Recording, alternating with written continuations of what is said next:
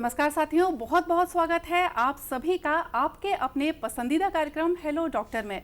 साथियों, एक बहुत ही सुंदर बात आज मैंने पढ़ी कि अपने तन और मन के स्वास्थ्य का ध्यान रखिए, क्योंकि एक यही जगह है जिसमें आप रहते हैं। वाकई में साथियों, कितनी सच बात है ये। हमारा तन, हमारा मन, इनका स्वस्थ रहना बहुत ज़रूरी है, क्योंकि इनके आगे दुनिया की सारी धन दौलत, सारी दौलत, सारी जायदाद सब बेमानी है। अगर हमें इस सुंदर जीवन का आनंद लेना है तो हमें अपने आप को स्वस्थ रहना होगा। साथियों, अच्छे स्वास्थ्य के लिए ज़रूरी है जागरूकता, और यही जागरूकता हम आप तक पहुंचाने की कोशिश करते हैं अपने कार्यक्रम के माध्यम से, हेलो डॉक्टर के माध्यम से। आज इसी कड़ी में अपने कार्यक्रम में हम चर्चा करेंगे कैंसर, उसके कारण और निवारण के बारे में। तो अगर इस विषय से संबंधित आपके पास अपने कोई भी सवाल है, कोई भी प्रश्न है, तो आप उन्हें पहुंचाइए इस फ़ोन नंबर के ज़रिए। फ़ोन नंबर है 1800-233-9418। नंबर एक बार फिर से सुन लीजिए, 1800-233-9418। और साथियों, कैंसर से संबंधित आपके सवालों के जवाब देने के लिए और साथ ही हमसे चर्चा करने के लिए स्टूडियो में मौजूद है एक बहुत ही खास मेहमान। तो आइए सबसे पहले आपकी मुलाकात उनसे करवाते हैं। आप हैं डॉक्टर सिद्धार्थ तुर्कर, आपका बहुत बहुत स्वागत है। आप कैंसर रोग विशेषज्ञ हैं, मेडिकल ऑन्कोलॉजिस्ट। तो आपका बहुत बहुत स्वागत है डॉक्टर साहब हमारे कार्यक्रम में। और डॉक्टर साहब, हाल ही में हम वर्ल्ड कैंसर डे, विश्व कैंसर दिवस मना कर चुके हैं। पूरी दुनिया में कैंसर अपने पांव तेजी से पसारता जा रहा है, पूरी दुनिया इससे प्रभावित हो रही है। तो ऐसे में मैं ये जानना चाहूंगी कार्यक्रम की शुरुआत में कि ऐसे कौन से कारण हैं जो कि कैंसर इतनी तेजी से पूरी दुनिया में अपने पैर पसार रहा है। जो आपका पहला सवाल है कि कैंसर इतनी तेजी से क्यों बढ़ रहा है, तो देखिए, पहले आप लोगों को दो तीन चीज़ें समझने वाली चीज़ ये है कि एक तो साइंस की डेवलपमेंट के साथ जो टेक्नोलॉजी बढ़ रही है, तो हमारा जो डिटेक्शन हम कर सकते हैं। पहले कई सारी बीमारी डिटेक्ट ही नहीं हो पाती थी, उनका पता ही नहीं लगता था। आज वो चीज़ें हमें पता लग रही है, तो इसके कारण भी इसका इंसिडेंस बढ़ रहा है। तो ये तो एक कारण हुआ, बट फिर भी ये उस चीज़ को एक्सप्लेन नहीं करता है। जैसे पिछले 25 सालों में कैंसर के केसेस वर्ल्ड वाइड डबल हो चुके हैं। तो ये डबल सिर्फ डिटेक्शन ज़्यादा होने से नहीं हो रहे हैं। हाँ। इसके साथ ये भी देखा गया कि जो हमारे रिस्क फैक्टर्स हैं वो भी बढ़ रहे हैं। हाँ। तो रिस्क फैक्टर्स में जैसे कि हमारी जो लाइफस्टाइल चेंज हो रही है, टोबैको, अल्कोहल, जो धूम्रपान है, शराब का सेवन है, ये सारी चीज़ें बढ़ रही हैं। ओबेसिटी बढ़ रही है, प्रोसेस्ड फूड, फास्ट फूड का जो पैटर्न आ रहा है, ये सारी चीज़ों के कारण भी हमारा रिस्क बढ़ रहा है। रेड मीट कंजम्पशन, ये सारा जो वेस्टर्नाइजेशन ऑफ डाइट है, उसके कारण भी कई प्रकार के नए कैंसर देखने को मिल रहे हैं। साथ में जो अगर हम देखें फर्टिलाइजर्स और पेस्टिसाइड्स का यूज़ है, या इन्वायरमेंटल पॉल्यूशन है इंडस्ट्रियलाइजेशन के कारण, ये सारी चीज़ें भी बहुत सारे अनअकाउंटेबल फैक्टर्स हैं जिनके कारण रिस्क बढ़ता जा रहा है। मतलब हमारी जो बदलती हुई जीवन शैली है, जो कि तेजी से बदली है, वो एक बहुत बड़ा कारण है कैंसर के इतने तेजी से पैर पसारने में। इसी के साथ मैं जानना चाहूंगी अपने इन दर्शक का सवाल। हेलो। हाँ, नमस्कार मैम। जी नमस्कार, अपना नाम बताइए और कहाँ से बोल रहे हैं। मैं राजा कपूर बोल रहा हूँ रायपुर से। जी जी, आपका स्वागत है कार्यक्रम में राजा जी, पूछिए अपना सवाल। Thank you ma'am. डॉक्टर नमस्कार। नमस्कार। हेलो। जी जी जी, पूछिए अपना सवाल। अच्छा डॉक्टर साहब से मेरा एक क्वेश्चन ये था क्या कि ये स्त्री पुरुषों में जो पाए जाने वाले जो कैंसर हैं, वो कॉमन कैंसर कौन से हैं? और सेकंड क्वेश्चन मेरा यह था कि कैंसर का प्रारंभिक लक्षण क्या है? और थर्ड क्वेश्चन सर ये है कि कैंसर का जो चरणों में निर्धारण किया जाता है, जिस तरह से बोलते हैं कि कैंसर 50 स्टेज का कैंसर होता है, तो इसका निर्धारण आप डॉक्टर साहब लोग किस तरह से करते हैं प्लीज? ओके, आपने काफी विस्तृत सवाल पूछे हैं। सबसे पहले मैं जानना चाहूंगी, जो इनका आखिरी सवाल था उससे शुरुआत करते हैं कि कैंसर के अक्सर हम जो स्टेजेस पूछते हैं कि भाई इसको स्टेज 1 का कैंसर है, इसको स्टेज 4 का कैंसर है, तो इसके क्या मायने हैं? देखिए, कैंसर की जब हम स्टेजिंग करते हैं, तो स्टेजिंग का मीन ये होता है कि कैंसर कहाँ कहाँ फैला हुआ है। तो हमें ये देखना होता है कि कैंसर में एक उसका कैरेक्टरिस्टिक होता है कि वो दूसरी जगहों पे भी फैल सकता है। तो जब वो दूसरी जगह पे फैल जाता है, तो उसके हिसाब से उसकी स्टेजिंग की जाती है। तो अगर अर्ली स्टेजेस जो स्टेज 1 या स्टेज 2, मोटे तौर पे मैं बात कर रहा हूँ कि अगर मैं सब कैंसर में डिफरेंट होता है, लेकिन अगर मैं मोटे तौर पे बात करूँ तो स्टेज 1 या स्टेज 2 ये अर्ली स्टेजेस ऑफ कैंसर है, और स्टेज 3 और स्टेज 4 जो कि मोस्ट कॉमन प्रेजेंटिंग स्टेज रहती है कि मैक्सिमम लोग उसी स्टेज में आते हैं हमारे पास। तो स्टेज 3 और स्टेज 4 ये एडवांस स्टेजेस ऑफ कैंसर है। तो अब जैसे कि बीमारी समझ लीजिए कि अगर मैं फीमेल्स की बात कर रहा हूँ तो उनमें ब्रेस्ट में चालू हुई बीमारी, स्तन में चालू हुई बीमारी लंग्स में पहुंच गई, फेफड़े में पहुंच गई, तो ये बीमारी अपनी जगह छोड़ के किसी और जगह पहुंच चुकी है, तो ये स्टेज 4 हो गया जी। तो उसी तरीके से अगर ये कोई दूसरे रीजन में पहुंच रही तो इस हिसाब से एक TNM स्टेजिंग होती है, ट्यूमर, नोड और मेटास्टेसिस, मतलब वो किस किस जगह फैली हुई है, इसका एक स्टैंडर्ड सिस्टम है जिसके हिसाब से हम बताते हैं कि क्या स्टेज में है बीमारी। जी, तो डॉक्टर साहब जैसे आपने जो स्टेजेस की बात की, तो अगर हम प्रारंभिक स्टेजेस में ही इन लक्षणों को पकड़ लें तो काफ़ी हद तक मेरे ख्याल से इसका ट्रीटमेंट पॉसिबल है, इसका इलाज संभव है। जी, ये सबसे इम्पॉर्टेंट बात है समझने वाली कि जब हम इसकी बात कर रहे हैं कि अर्ली स्टेजेस में, तो जैसे ब्रेस्ट कैंसर है, ब्रेस्ट कैंसर में इसको स्क्रीनिंग जो रिकमेंडेड है कि सेल्फ ब्रेस्ट एग्जामिनेशन की महिलाएं खुद ही अपना ब्रेस्ट एग्जामिन करते रहे हर महीने, तो वो खुद ही डिटेक्ट कर सकती कि उन्हें कोई एबनॉर्मल नोड पाल्पेट हो रहा है, या फिर उनके ब्रेस्ट में कोई चेंजेस आ रहे हैं, कोई असिमेट्री आ रही है, निपल्स रिट्रैक्ट हो रहे हैं, कोई रेडनेस आ गई है, स्किन का टेक्सचर बदल गया है, कोई नई स्वेलिंग डेवलप हो गई है, तो ये सारे अर्ली सिम्टम्स होते हैं जिसको डिटेक्ट कर सकते हैं वो, और वो डॉक्टर के पास पहुंच जाएंगे तो अर्ली स्टेजेस में ये कैंसर पता लग जाता है। अब हम लक्षणों की बात करें, अगर मोटे तौर पे मैं सारे कैंसर की बात करूं तो कैंसर का कोई स्पेसिफिक लक्षण नहीं होता है, मतलब एक पर्टिकुलर लक्षण कैंसर का ही है ऐसा कोई नहीं बोल सकता है ना। तो बहुत सारे जैसे इंटरनल ऑर्गन्स हैं, अब हम लंग कैंसर की अगर बात करें तो लंग कैंसर में हमें प्रॉब्लम जनरली पेशेंट को नहीं होती है। जब छोटी सी गांठ होती है तब उन्हें कोई प्रॉब्लम नहीं होती, जब गांठ बढ़ जाती है, अपनी जगह छोड़ के दूसरी जगह चली जाती है, या फिर वो इतनी बड़ी हो जाती है कि सांस लेने में तकलीफ होना शुरू कर दे या आजू बाजू के स्ट्रक्चर्स को इन्वॉल्व कर रही है, तब पेशेंट को प्रॉब्लम होता है। तो ऐसी स्टेज में उनका ऑलरेडी डिसीज एडवांस स्टेज में पहुंच चुका होता है। लेकिन उसमें भी हम ये कर सकते हैं कि अगर शुरुआती कुछ भी लक्षण आते हैं, जैसे खांसी है जो बहुत दिनों से ठीक नहीं हो रही है, या फिर उनका वजन कम हो रहा है बिना कोई कारण से, ये लगभग हर बीमारी के लिए कॉमन है कि किसी भी कारण से वजन कम हो रहा है, भूख नहीं लग रही है, कोई नई गांठ कहीं पे आ गई है, तो ये सारे लक्षणों के साथ अगर मरीज को मिलते हैं जो ठीक नहीं हो रहे हैं, उनको डॉक्टर के पास आना चाहिए। मतलब मोटे मोटा हम अगर दर्शकों को ये बता दें कि कोई भी लक्षण, कोई भी समस्या जो कि बहुत जल्दी ठीक नहीं हो रही है उनके शरीर में, तो उनको तुरंत चिकित्सक के पास जाना चाहिए और सलाह लेनी चाहिए। उसका प्रॉपर इवैल्यूएशन उसका होना चाहिए। मैं ये डर नहीं पैदा करना चाहता कि जैसे मैं ये नॉन स्पेसिफिक है, ये बताना इसलिए भी जरूरी है कि बहुत सारे लक्षण जो होते हैं वो इन्फेक्शन के कारण भी हो सकता है, दूसरे कारणों से भी हो सकता है। माफ कीजिएगा डॉक्टर साहब, ये लक्षणों के बारे में मैं चर्चा जारी रखूंगी। एक दर्शक का सवाल आ रहा है हमारे पास, आइए उनसे बात करते हैं। हेलो जी, अपना नाम बताइए। जी, अपना नाम बताइए। अरुण कुमार सिंह नाम है मेरा, यूपी से मैं बोल रहा हूँ। जी अरुण कुमार जी, बहुत बहुत स्वागत है आपका, और हमें खुशी हुई कि आप यूपी से हमसे संपर्क कर पा रहे हैं। पूछिए क्या सवाल है आपका। जी, मेरा सवाल ये मैम कि मेरे जो दाहिने साइड में चेस्ट के नीचे हल्की सी गांठ है, तो वो कभी दर्द नहीं करती, लेकिन वो मुझे शंका रहती है, दर्द नहीं करती, कभी भी नहीं दर्द किया अपने। आप चेस्ट के नीचे है दाहिने साइड में। अच्छा अरुण कुमार जी, आप फोन पे रहिएगा, अगर डॉक्टर साहब कुछ और आपसे सवाल पूछना चाहें तो।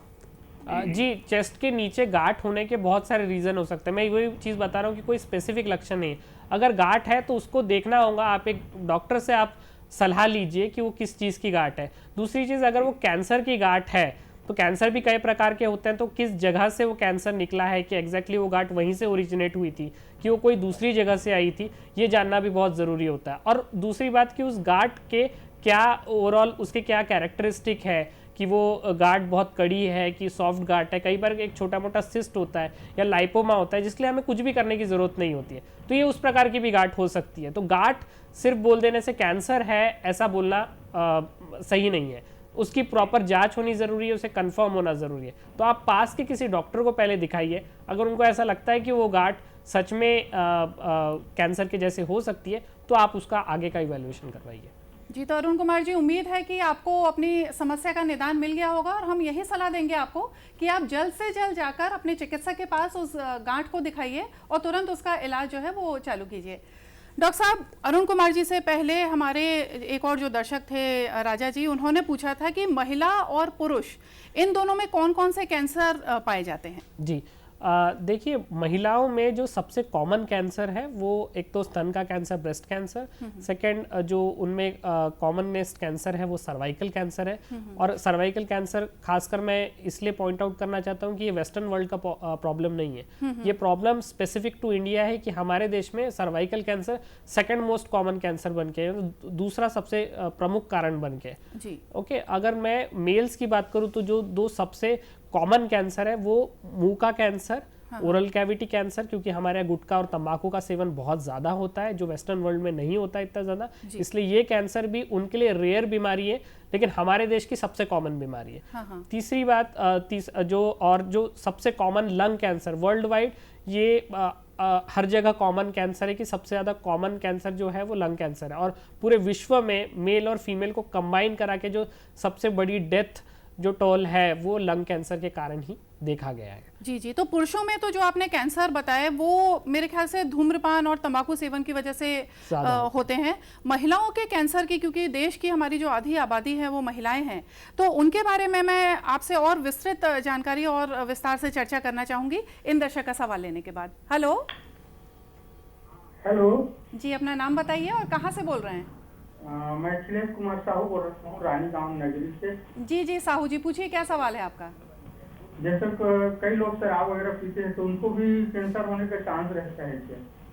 बिल्कुल, बहुत अच्छा सवाल है और बहुत ही ये गंभीर समस्या है। जो शराब का सेवन करते हैं, धूम्रपान करते हैं, उनको भी कैंसर होने की संभावना है क्या, ये साहू जी जानना चाह रहे हैं। जी बिल्कुल, जो पूरे विश्व में ये बात देखी गई है कि जो दो कैंसर को एट्रीब्यूटल जो सबसे बड़े रिस्क फैक्टर्स हैं, तो उसमें धूम्रपान और शराब का सेवन, ये दो चीज़ सबसे ज़्यादा देखी गई है कि लगभग हर कैंसर के मरीज में इन चीज़ों के कारण उनको रिस्क उनका कैंसर का बढ़ गया है। तो अगर इसको हम अवॉइड कर सके, धूम्रपान को और शराब के सेवन को, करीबन 80% कैंसर के केसेस अवॉइड हो सकते हैं। जी, तो हम मतलब कैंसर से तो बच ही सकते हैं अगर हम धूम्रपान और तंबाकू से बचें, बल्कि कई और गंभीर बीमारियों से भी हम अपना बचाव कर पाएंगे और एक स्वस्थ जीवन शैली जी पाएंगे। डॉक्टर साहब, इससे पहले मैं बात कर रही थी महिलाओं में कैंसर के बारे में, जो कि एक बहुत ही गंभीर विषय है। महिलाओं में जो कैंसर पाया जाता है, सबसे पहले तो अगर हम बात करें स्तन कैंसर की, तो इसके अगर प्रारंभिक लक्षण हम देखें तो ये कौन से होते हैं? जी, इसमें प्रारंभिक लक्षण जो मैं पहले भी बता चुका हूँ कि स्तन में कोई भी गांठ आ गई है, वो गांठ जो है, अगर कोई कड़ी गांठ है या वो गांठ बढ़ती जा रही है, हाँ, या फिर जो ब्रेस्ट है उसमें असिमेट्री आ रही है कि एक तरफ का साइड जो है वो सिकुड़ रहा है, उसकी चमड़ी जो है ऊपर से उसमें कोई सिकुड़न आ गई है, या फिर उसकी चमड़ी जो है वो कड़क हो गई है, या हो सकता है कि कई बार दूसरी जगह कोई गांठ आ गई है, निप्पल जो है वो रिट्रैक्ट हो रहा है, कोई डिस्चार्ज आ रहा है। तो ये सारे सिम्टम्स जो है ये कई बार कैंसर की तरफ डिनोट करते हैं। अब इसमें कुछ बेनाइन कॉजेज भी होते हैं, लेकिन आप ऐसे कोई सिम्टम्स आपको है तो आपको एक डॉक्टरी सलाह लेना बहुत ज़रूरी होता है। जी, तो ऐसे में अगर महिलाएं खुद ही अपना परीक्षण करें तो काफ़ी हद तक वो प्रारंभिक अवस्था में ही इन लक्षणों को पकड़ सकती हैं मेरे ख्याल से। जी बिल्कुल, ये पॉइंट ही सबसे इम्पॉर्टेंट है कि अगर सेल्फ ब्रेस्ट एग्जामिनेशन अगर फीमेल्स खुद भी करती है, महीने में एक बार उन्हें करना होता है, और अगर वो करती हैं और उसके साथ ही उन्हीं को खुद वो चीज़ डिटेक्ट हो सकती है कि कोई एबनॉर्मलिटी आई है जो पहले नहीं थी। और अगर ऐसी कोई एबनॉर्मलिटी है तो डॉक्टर को दिखा सकती है, और ऐसे में कैंसर के केसेस बहुत अर्ली मिल सकते हैं। इनफैक्ट हमको कई सारे केसेस रहते हैं जो सिर्फ स्टेज 1 में ही डिटेक्ट हो जाता है, जिसका ट्रीटमेंट बहुत ही सिंपल होता है। एक सर्जरी के बाद उनका रिस्क लगभग 0 हो जाता है। जी, तो हम अपनी बहनों से यही आग्रह करना चाहेंगे कि अगर वो अपने दिन का थोड़ा सा भी वक्त दें और खुद ही अपने अगर परीक्षण करें तो काफ़ी हद तक वो कैंसर से अपना मेरे ख्याल से बचाव कर पाएंगी, स्तन कैंसर से खास तौर पर। और आइए जानते हैं दर्शक का सवाल। हेलो जी नमस्कार मैडम जी। जी नमस्कार, अपना नाम बताइए और कहाँ से बोल रहे हैं? जी गोविंद मानेश्वर बोल रहे हैं मैडम जी, कन्या दमोह जिला बालाघाट से। जी गोविंद जी, बहुत बहुत स्वागत है हमारे कार्यक्रम में। पूछिए क्या सवाल है आपका? जी हमको ये जानना था मैम कि जैसे कैंसर होने का कारण एक तंबाकू होता है ना, तो तंबाकू ही होता है ना मैडम जी कैंसर होने का कारण? मैं डॉक्टर साहब से आग्रह करना चाहूंगी कि गोविंद जी के इस सवाल का जवाब वो खुद ही दें कि कैंसर होने का कारण तंबाकू ही होता है ना, ये कंफर्म करना चाहिए। जी देखिए, कैंसर होने के बहुत सारे रिस्क फैक्टर्स हेलो? होते हैं। हेलो, जी हाँ, तो अपनी बड़ी मम्मी को ना सर कि उनको मुंह का कैंसर हो गया, जबकि वो किसी प्रकार की नफरत भी नहीं करती, गुलाब तंबाकू वगैरह कुछ भी खाती थी। हाँ, हाँ। लेकिन उनको मुंह का कैंसर हो गया, तो उनको इलाज के लिए हमको कहाँ ले जाना चाहिए जिसे वो ठीक हो जाएंगे? प्रमोशन नहीं करती किसी प्रकार का। ओके।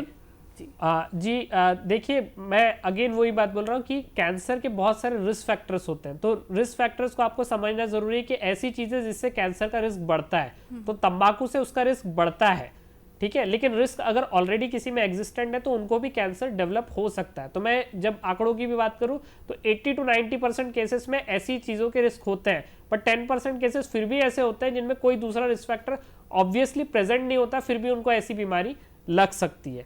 तो अगर बीमारी डेवलप हुई है तो उसका ट्रीटमेंट भी किया जा सकता है। बहुत सारे कैंसर सेंटर है आसपास में, इवन अगर आप बालाघाट से हैं तो रायपुर भी ज़्यादा दूर नहीं है, यहाँ पे भी आपका ट्रीटमेंट पॉसिबल है। बहुत सारे कैंसर सेंटर्स हैं जहाँ पे इसका प्रॉपरली इलाज किया जा सकता है। जी, तो जल्द से जल्द मेरे ख्याल से उनको अपनी बड़ी मम्मी को लेके आना चाहिए, जो भी कैंसर अस्पताल हैं वहाँ पे, वो तुरंत उनका इलाज संभव है। जैसा कि अभी हमारे जो दर्शक भाई थे वो सवाल कर रहे थे, तो एक सवाल मेरे मन में आया डॉक्टर साहब कि जैसे इन्होंने बोला कि वो तो तंबाकू का सेवन भी नहीं करती थी और तब भी उनको मुंह का कैंसर हो गया, तो कैंसर क्या अनुवांशिक भी हो सकता है? जी, बहुत सारे रिस्क फैक्टर्स में जैसे मैं बोला कि सबसे कॉमन कैंसर, सबसे कॉमन जो कॉजेस हैं, जो कारण हैं, वो तंबाकू और अल्कोहल तो है ही, लेकिन इसके अलावा आनुवंशिकता भी एक रिस्क फैक्टर है। हमारी एजिंग होना खुद एक रिस्क फैक्टर है, बट ये सारी चीजें नॉन मॉडिफाइबल है। नॉन मॉडिफाइबल इनके लिए हम ज्यादा कुछ कर नहीं सकते, लेकिन तंबाकू का सेवन हम रोक सकते हैं, शराब का सेवन हम कम कर सकते हैं। दूसरे जो इंडस्ट्रियल पॉल्यूशन है, इन्वायरमेंटल पॉल्यूशन को बचाने के लिए हम बहुत सारे कदम उठा सकते हैं। तो उन चीज़ों को अगर हम रोकेंगे तो कैंसर का इंसिडेंस कम हो जाएगा।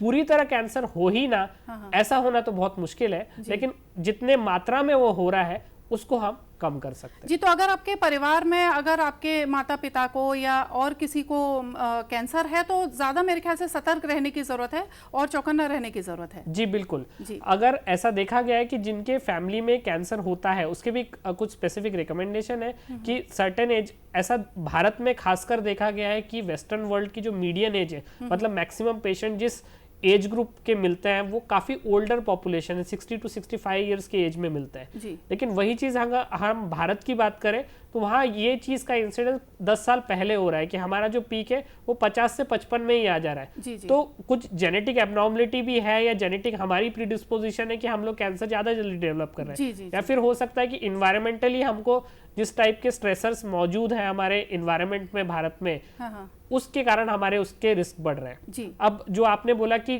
किसी के अगर घर में कैंसर की बीमारी है तो उनके बाकी रिलेटिव को सतर्क रहने की जरूरत है कि उनको भी डेवलप हो सकता है। तो सर्टन कैंसर जैसे कि खासकर ब्रेस्ट कैंसर पे मैं अगेन इंसिस्ट करना चाहूंगा क्योंकि ये महिलाओं का सबसे कॉमन कैंसर है। बिल्कुल। और बहुत बार 15 से 20% केसेस में आनुवंशिकता इनमें रहती है कि अगर हम देखें तो इवन 30 या 25 साल के भी मैंने महिलाओं से मिला है जिनको कैंसर डेवलप हो गया। तो इतनी कम एज में अगर किसी को कैंसर डेवलप होता है तो उनको बाकी फैमिली मेंबर्स को भी स्क्रीन करना चाहिए और ये स्क्रीनिंग होनी चाहिए उनकी। जी, आइए जानते हैं दर्शक का सवाल। हेलो जी, अपना नाम बताइए और कहाँ से बोल रहे हैं? जी, सुरेश कुमार पात्रे, कवर्धा मैडम। जी, कार्यक्रम में बहुत स्वागत है आपका। सुरेश जी, पूछिए क्या सवाल है?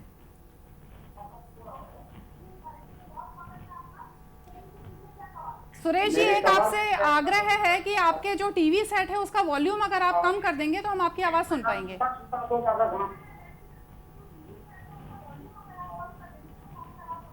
जी, पेट में ना हमेशा दर्द रहता है, पेट के ऊपर में छोटी छोटी 2 जगह गांठ है मैडम, उसी संबंध में आपको जानकारी चाहिए। सुरेश जी, एक बार लाइन पे रहिएगा, अगर डॉक्टर साहब आपसे कुछ और सवाल करना चाहे तो।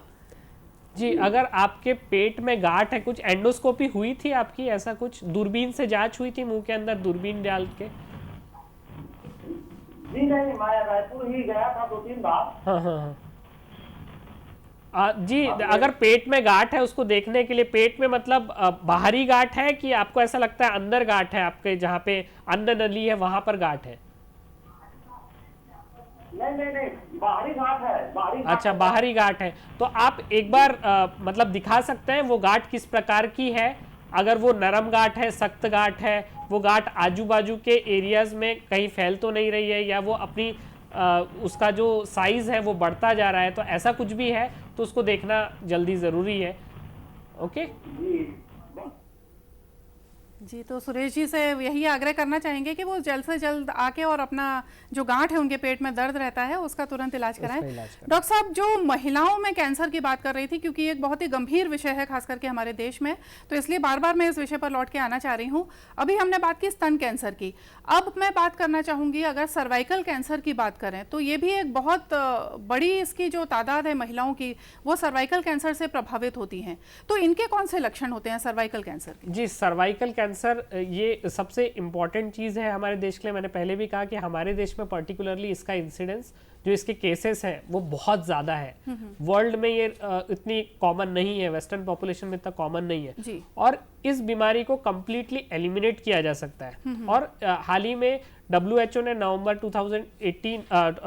18 नवंबर 2020 में ये डिक्लेयर भी किया था कि नेक्स्ट 10 ईयर्स में वो सर्वाइकल कैंसर को कम्प्लीटली एलिमिनेट कर देना चाहती है ऑल ओवर ग्लोब से। तो उसको प्रिवेंट करने के लिए जो सबसे इजी तरीका है और सबसे इफेक्टिव तरीका है, क्योंकि ये कैंसर एक वायरस के इन्फेक्शन के कारण होता है जिसे हम ह्यूमन पैपिलोमा वायरस बोलते हैं। तो अगर इसका वैक्सीनेशन फीमेल्स को टीनेज ईयर्स में अगर दे दिया जाए तो उनको ये वायरल का इन्फेक्शन नहीं होगा और ये कैंसर डेवलप ही नहीं हो पाएगा। अच्छा, अब खैर बहुत लोगों को वैक्सीनेशन नहीं हो पाता है और ये हमारे यूनिवर्सल वैक्सीनेशन शेड्यूल में नहीं है, लेकिन अगर जिनका वैक्सीनेशन नहीं भी हुआ है, जो ऑलरेडी 25-30 साल के हो चुके हैं, उनमें स्क्रीनिंग की जा सकती है कि स्क्रीनिंग करके हम इसको अर्ली स्टेजेस में डिटेक्ट कर सकते हैं, ऐसी स्टेज में जब इनको इजीली ट्रीट किया जा सकता है और एक नॉर्मल लाइफ उनको दी जा सकती है। जी, तो जैसे कि हम बात कर रहे थे कि महिलाओं में और वैसे भी जो आमतौर पर जो कैंसर है वो काफ़ी हद तक उनसे बचाव संभव है अगर हम अपनी जीवन शैली में सुधार करें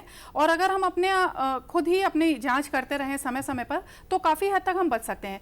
डॉक्टर साहब, संक्षेप में मैं बताना चाहूँगी, आपसे आग्रह करना चाहूँगी कि दर्शकों को आप समझाइए कि इसकी जो इलाज की प्रक्रिया है वो कैसी है, क्योंकि काफ़ी लोग जो है वो कैंसर के नाम से ही डर जाते हैं। तो बहुत ही संक्षेप में अगर आप हमारे दर्शकों को बताना चाहें कि कैंसर का इलाज कैसे किया जाता है और कैसे संभव है।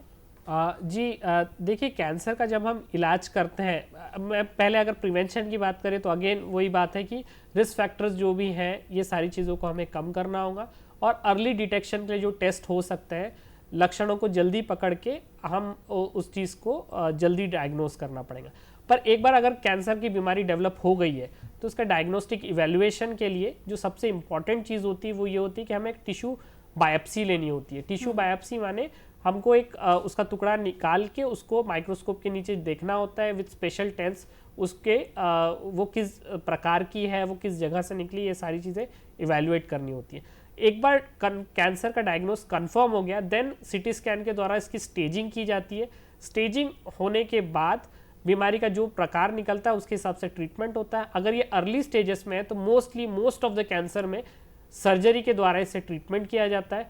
अगर ये ऑलरेडी एडवांस्ड हो चुकी है, बढ़ चुकी है कि इसका सर्जरी नहीं हो सकता, ऐसे केसेस में हम कई बार इसमें कीमोथेरेपी देते हैं। कीमोथेरेपी जो कि बेसिकली दवाइयाँ होती हैं, दवाइयों के थ्रू इसको छोटा किया जाता है एंड देन सर्जरी किया जाता है। अगर फिर भी सर्जरी पॉसिबल नहीं होती है तो कई बार हम रेडिएशन का भी इस्तेमाल करते हैं कि रेडिएशन के थ्रू हम उसको कंट्रोल कर सकते हैं और उस चीज़ को ख़त्म कर सकते हैं। जी, तो डॉक्टर साहब, आपने कैंसर के बारे में जो इतनी अच्छे से और विस्तार से जानकारी दी और साथ ही हमारे जो तमाम दर्शक थे उनके सवालों के इतने अच्छे से जवाब दिए, उनकी जिज्ञासाएं शांत की, इसके लिए आपका बहुत बहुत धन्यवाद। तो दर्शकों, देखा आपने, कैंसर डरने की चीज़ नहीं है, इससे पूरी तरह से बचा जा सकता है अगर हम एक स्वस्थ जीवन शैली को अपनाएं और समय समय पर हम जागरूक होकर अपनी जांच करते रहें और तुरंत सही लक्षणों को पहचानें। उम्मीद है कि आज का हमारा ये कार्यक्रम आपको ज़रूर पसंद आया होगा। इसी के साथ हमको दीजिए इजाज़त। नमस्कार।